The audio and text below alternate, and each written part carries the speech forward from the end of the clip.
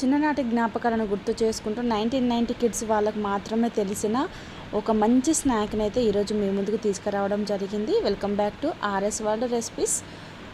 ఈరోజు వచ్చేసి మనకు ఇవి ఏంటో మీకు అందరికీ కూడా గుర్తే ఉంటుంది.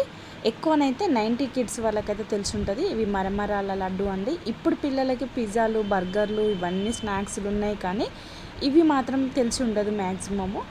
కానీ 90 కిడ్స్ వాళ్ళకి మాత్రము ఈ రెసిపీ అయితే ఖచ్చితంగా తెలిసే ఉంటుంది, ఎందుకంటే ఇవే చాలా ఫేవరెట్ రెసిపీ అన్నమాట. ఈ రెసిపీని ఈరోజు మనము గుర్తు చేసుకుంటూ ఎలా చేయాలనేది చూసేద్దాం రండి.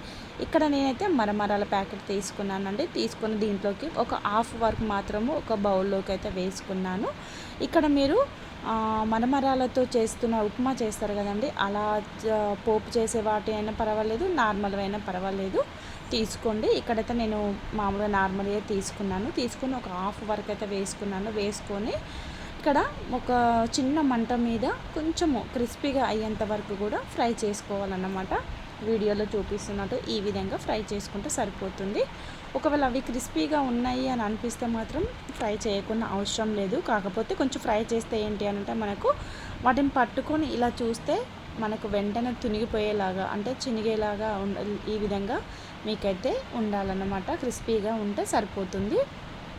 ఈ విధంగా ఫ్రై చేసుకున్న తర్వాత ఒక బౌల్లోకి అయితే, చిన్న బేషన్ ఉంటే బేషన్లోకి అయితే తీసుకోండి. వీడియోస్ అయితే మంచి కుకింగ్ వీడియోస్ ఉన్నాయండి. ఎవరైనా ఇంట్రెస్ట్ ఉన్న వాళ్ళు తప్పకుండా చూడండి. ఫస్ట్ టైం చూస్తున్నట్లయితే ప్లీజ్ సబ్స్క్రైబ్ చేయండి, అలాగే ఒక లైక్ చేయండి ఫ్రెండ్స్. ఈ విధంగా ఒక వెడల్పు గిన్నెలోకి అయితే నేను తీసుకుని అదే కడాయిలోకి మళ్ళీ ఇక్కడ స్వీట్నెస్ తగినంత బెల్లం అయితే తీసుకున్నాను నేను.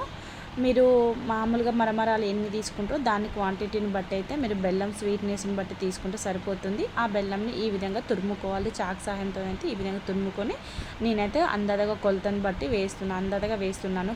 పక్కా కొలతలు అయితే ఏం తీసుకోలేదండి. నాకు మెజర్మెంట్ అర్థమైనట్టు ఒక హాఫ్ వరకు అయితే మరమరాల ప్యాకెట్లో హాఫ్ వరకు తీసుకొని ఇక్కడ బెల్లం చూపిస్తున్నట్టుగా ఒక 150 గ్రామ్స్ అయితే ఉండొచ్చు. తీసుకున్న తర్వాత కొంచెం వాటర్ అయితే వేసుకున్నాను. ఈ విధంగా మీడియం ఫ్లేమ్లో పెట్టుకొని బెల్లం కరిగేంత వరకు కూడా ఈ విధంగా కలుపుకోవాలి. మీకేమైనా డౌట్స్ ఉంటే మాత్రం తప్పకుండా కామెంట్ చేయండి, నేను ఖచ్చితంగా రిప్లై ఇస్తాను. ఒకవేళ మీకు పక్కా కొలతలతో కావాలన్నా పర్లేదు, నేను కామెంట్ రూపంలో మీకు తెలియజేస్తాను. ఇక్కడ కొంచెం అంత పించ్ ఆఫ్ సాల్ట్ వేసుకున్నాను. అలాగే కొంచెం టేస్టింగ్ సాల్ట్ ఉంటుంది కదండి, ఎలా అంటే షోడుప్పు అయితే కొంచెం వేసుకున్నాను వేసుకొని ఈ విధంగా అంతా ఒకసారి అయితే కలుపుకున్నాను. మనము కొంచెం వాటర్ అయితే జస్ట్ ఒక 2-3 డ్రాప్స్ వేసుకుంటే సరిపోతుంది అన్నమాట. బెల్లము కరిగి ఈ విధంగా మనకు లిక్విడ్ లాగానైతే వస్తుంది.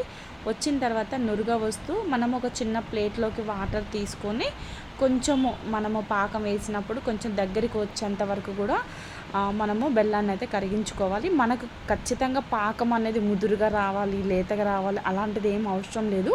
జస్ట్ మనం వాటర్లో వేసినప్పుడు అది కొంచెం గడ్డగట్టినట్టుగా వస్తే సరిపోతుంది అన్నమాట. ఎందుకంటే మనకు మరమరాల లడ్డు చేస్తున్నప్పుడు మనకి కరెక్ట్ పద్ధతిలో రావాలి అని అంటే మనకు ఇక్కడ కొంచెం దగ్గరికి బెల్లం అనేది జిగురుగా వచ్చినట్లయితే సరిపోతుంది. తర్వాత మనం వేయించుకున్న మరమరాలు వేసుకుంటూ కొంచెం వేసుకుంటూ అయితే మొత్తం కలుపుకోవాలి. ఇక్కడ మీరు వేసేటప్పుడు ఒకవేళ బెల్లం క్వాంటిటీ తక్కువైంది అనిపించినట్లయితే మరమరాలను స్టాప్ చేసేయండి. లేదు సరిపోతుంది అని అనుకుంటే మీరు మళ్ళీ కొంచెం కూడా వేసుకోవచ్చు అనమాట. వేసుకుని ఇక్కడ మనం ముద్ద చేస్తున్నాం కదా, ముద్ద చేస్తున్నప్పుడు మనకు ఆటోమేటిక్గా అర్థం అవుతుంది అన్నమాట. మనకు అక్కడ బెల్లం లిక్విడ్ ఎక్కువైతే మరమరాలు వేసుకోవచ్చు, తక్కువ అయినట్లయితే ఒక హాఫ్ వేసేసుకొని మనకు సరిపోయే మరమరాలు వేసుకుంటేనైతే సరిపోతుంది. ఒకవేళ నేను చెప్పే విధానం మీకు ఏమైనా అర్థం కాకపోతే కామెంట్ చేయండి, నేను రిప్లై ఇస్తాను.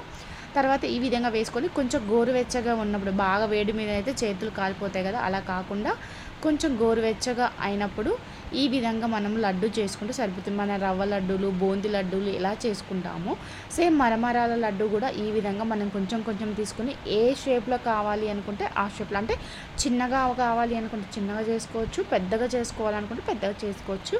మనము ఇంట్లోనే కాబట్టి ఎలా చేసుకున్నా సరిపోతుంది.